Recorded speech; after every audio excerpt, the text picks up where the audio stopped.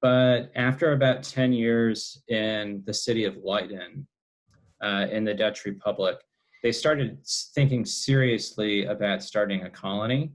And there were a few reasons for that. They weren't sure that the liberty they enjoyed in Leiden would go on forever into the future. There's the prospect of renewed war between Catholic Spain and the Dutch Republic.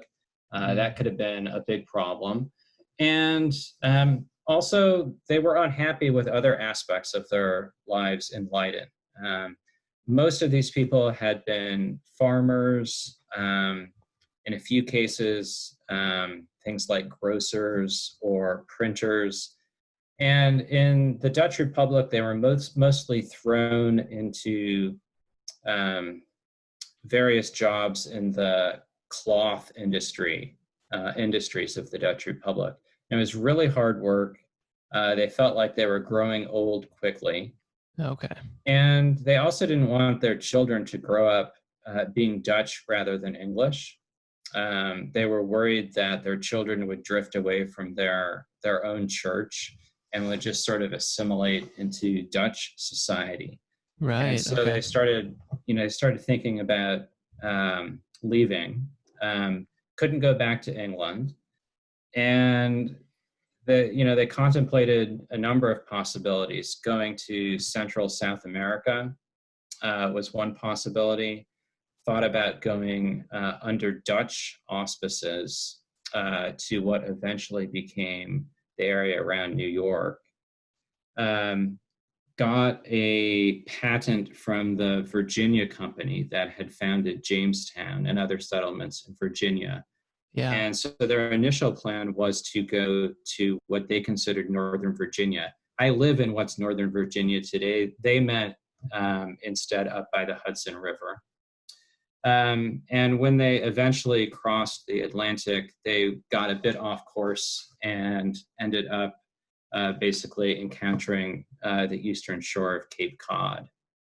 Right. Okay. And so that's Plymouth. So yeah, basically they tried once they hit Cape Cod, they tried to they knew essentially roughly where they were. They tried to head to the south. It's kind of hazardous navigating around there. So they ended up sailing around the tip of Cape Cod, anchoring, exploring the area, and then settled at what became the town of Plymouth. Okay. In what is now southeastern Massachusetts. Right. Okay. So they're kind of like, well, we missed it, but I guess Right. it's good enough here. Well, you gotta make the best of it. I mean, almost the worst thing for them is it took them, some details in the story, but it took them a long time to get going from, they returned to England simply sort of as a staging area for the departure to what would have been Northern Virginia. It took them a long time to get organized.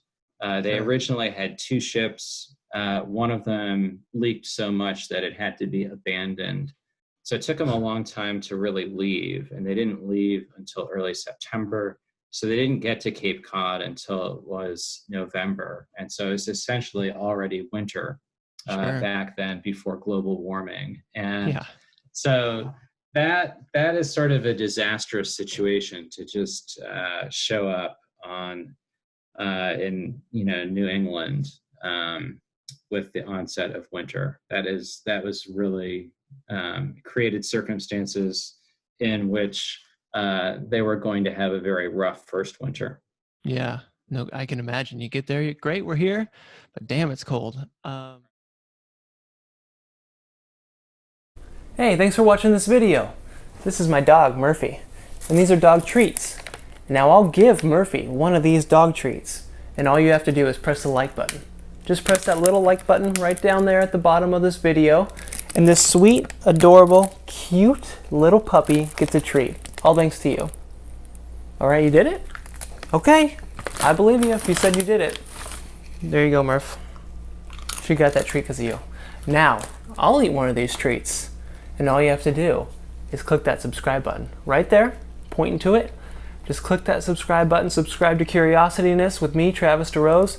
Get lots of good video, and I'll eat this treat. Alright, you did that too? That's not very good. For real, not very good.